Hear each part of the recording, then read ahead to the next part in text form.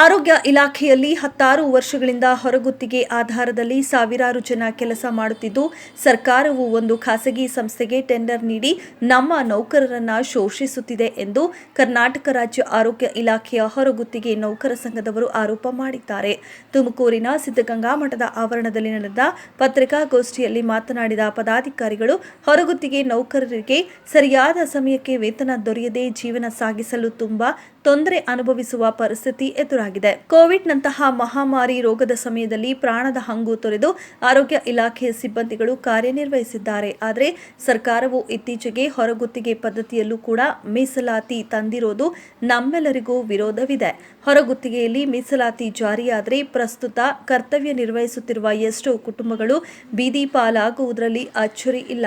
ಆದ್ದರಿಂದ ಹೊರಗುತ್ತಿಗೆ ಮೀಸಲಾತಿ ಪದ್ಧತಿಯನ್ನ ತೆಗೆಯಬೇಕು ಎಂದರು. ಇನ್ನು ಆರೋಗ್ಯ ಇಲಾಖೆಯಲ್ಲಿ 16 ವರ್ಷಗಳಿಂದ ಹೊರಗುತ್ತಿಗೆ ಆಧಾರದ ಮೇಲೆ ಸುಮಾರು 9,000 ಜನ ನೌಕರರು ಕಾರ್ಯನಿರ್ವಹಿಸುತ್ತಿದ್ದು, ಸರ್ಕಾರವು ಒಂದು ಖಾಸಗಿ ಸಂಸ್ಥೆಗೆ ಟೆಂಡರ್ ನೀಡಿ ನೌಕರರನ್ನ ಶೋಷಿಸುತ್ತಿದೆ. ರಾಜ್ಯದಲ್ಲಿ ಸುಮಾರು 2.5 ಲಕ್ಷ ಹುದ್ದೆಗಳು ಖಾಲಿ ಇದ್ದು, ಭರ್ತಿ ಮಾಡದೆ ಗುತ್ತಿಗೆ ಪದ್ಧತಿಯನ್ನ ಮುಂದುವರೆಸಿದೆ.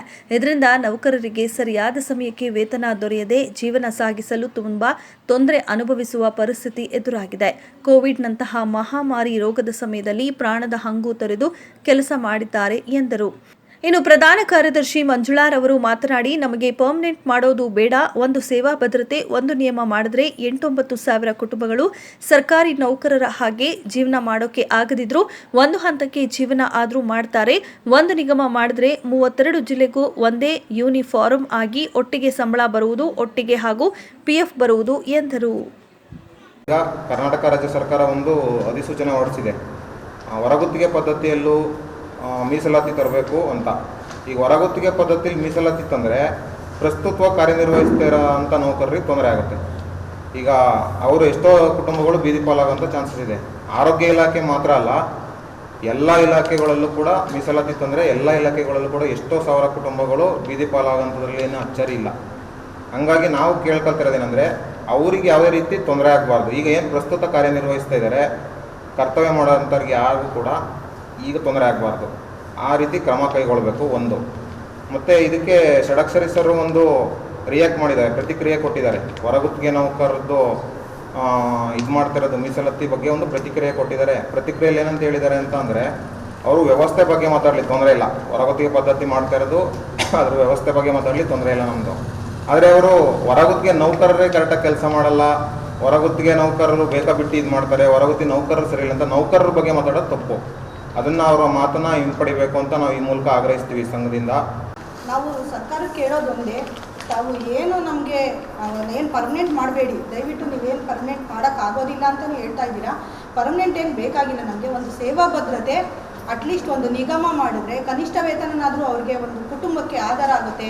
ಈ 8-9 ಸಾವಿರ ಕುಟುಂಬಗಳು ಅಚ್ಚುಕಟ್ಟಾಗಿ ಏನು ಅಟ್ಲೀಸ್ಟ್ ಏನು ಸರ್ಕಾರಿ ನೌಕರರಿದ್ದಾರೆ ಅಷ್ಟು ನಾವು ಜೀವನ ಮಾಡೋಕ್ಕಾಗಿರೋ ಅದು ಸಮವಾಗಿ ಒಂದು ಸ್ಥಿತಿಯಲ್ಲಿ ಮಾಡ್ತಾರೆ. ಸೇಮು ಕೆಲಸನೇ, ಎರಡು ಸಮಾನ ಕೆಲಸ ಇರ್ಬೋದು, ಆದರೆ ಸಮಾನ ವೇತನ ಬೇಡ. ಸಮಾನ ಇಲ್ದಿದ್ರೂ ಅದರಲ್ಲಿ ಸ್ವಲ್ಪನಾದರೂ ನಮಗೆ ಹೆಚ್ಚಳ ಮಾಡಿಕೊಡಿ. ಒಂದು ನಿಗಮ ಮಾಡಿದ್ರೆ ಎಲ್ಲ 32 ಜಿಲ್ಲೆಗೂ ಒಂದೇ ಯೂನಿಫಾರ್ಮ್ ಆಗಿ ಸ್ಯಾಲ್ರಿ ಬರುತ್ತೆ, ಎಲ್ಲರಿಗೂ PF ಬರುತ್ತೆ, ಎಲ್ಲರಿಗೂ ಒಂದೇ ಥರ ಇರುತ್ತೆ.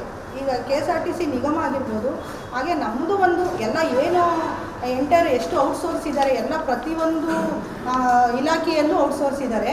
ಆ ಇಲಾಖೆ ಪ್ರಕಾರ ಮಾಡಿದ್ರೆ ಎಲ್ಲ ಔಟ್ಸೋರ್ಸ್ಗೂ ಈ ಒಂದು ಸರ್ಕಾರದ ವತಿಯಿಂದ ಅಷ್ಟು ಕುಟುಂಬಗಳು ಬದುಕುಳಿಯುತ್ತೆ ಮತ್ತು ಸರ್ಕಾರನ ಈಗಲೂ ಇದು ಮಾಡುತ್ತೆ ಅಂತ ಅನ್ನೋದು ನಮ್ಮ ತುಂಬ ಹೇಳಿಕೆ ಕೊಡ್ತಾರೆ ಸರ್. ಅದನ್ನು ನಾವು ತುಂಬ ಖಂಡಿಸ್ತೀವಿ ಸರ್. ತೀವ್ರ ವಿರೋಧ ವ್ಯಕ್ತಪಡಿಸ್ತೀವಿ. ಅವ್ರ ಹೇಳಿಕೆಯಲ್ಲಿ ಯಾವುದೇ ಬದ್ಧತೆ ಇಲ್ಲ. ಇವತ್ತು ಹೊರಗುತ್ತಿಗೆ ಅವ್ರನ್ನ ಇಷ್ಟು ಕ್ಷೀಣವಾಗಿ ಕಂಡು ಮಾತಾಡ್ತಾ ಇರಲಿಲ್ಲ ಸರ್. ಅದೇ ಸರ್ಕಾರಿ ನೌಕರರು ನಮ್ಮ ಹುದ್ದೆನಲ್ಲಿದ್ದಾರಲ್ಲ, ಅವ್ರೇನು ಕೆಲಸ ಮಾಡ್ತಾರೆ? ಅವ್ರು 7th ಪೇ ಆಗಬೇಕು ಅಂತ ಎಷ್ಟು ಆಗ್ರಹ ಮಾಡ್ತಿದ್ದಾರೆ. ಅದಕ್ಕೆ ಅವರ ಹೇಳಿಕೆಯನ್ನು ಮಾತ್ರ ನಾವು ತೀವ್ರವಾಗಿ ವಿರೋಧಿಸ್ತೀವಿ ಸರ್. ಇದನ್ನ ತೀವ್ರವಾಗಿ ನೀವು ಪತ್ರಿಕೋದ್ಯಮದ ಮೂಲಕ ಸರ್ಕಾರಕ್ಕೆ ಮುಟ್ಟಿಸ್ಬೇಕು ಸರ್.